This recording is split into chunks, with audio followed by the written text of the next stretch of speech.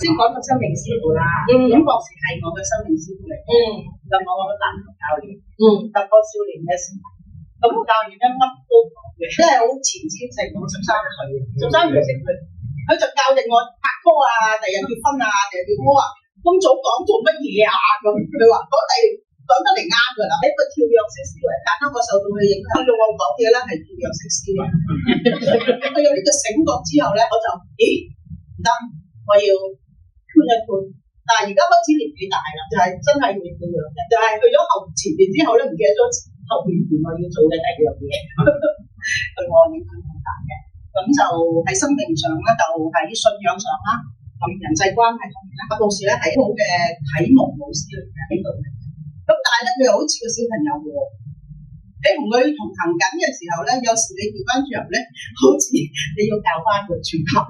但係其實就好似你頭先唱嗰首歌，佢其實係扮書。咩《射雕英雄傳》啊，裏邊嗰個周伯神帶領我去認識到個學生唔知，而喺佢嘅身上咧，令到我睇到上位我嘅信仰咧，根基咧嗰個第三條咧，就唔係喺學校學翻，係點樣去見到耶穌咧？就係一個傻傻地嘅小子，但係又好有創意嘅人裏邊咧，去睇到啲嘢。而嗰個咧就係透過佢嘅介紹到，好似阿少年所講啦，我又認識咗好多嘅同行者同路人。我發現我原來呢個籃球生命力啦，原來可以係好大嘅呢個籃球。原來我哋嘅信仰係可以去傳福音嘅時候咧，嗰個創意係可以大嘅。好，唔一定難。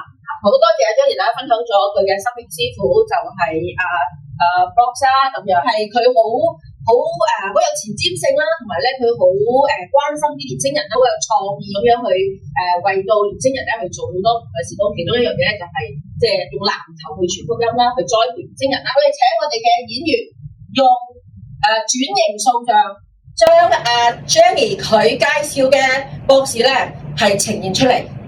Let's walk。師傅，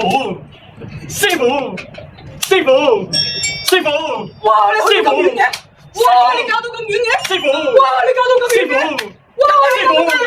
師傅，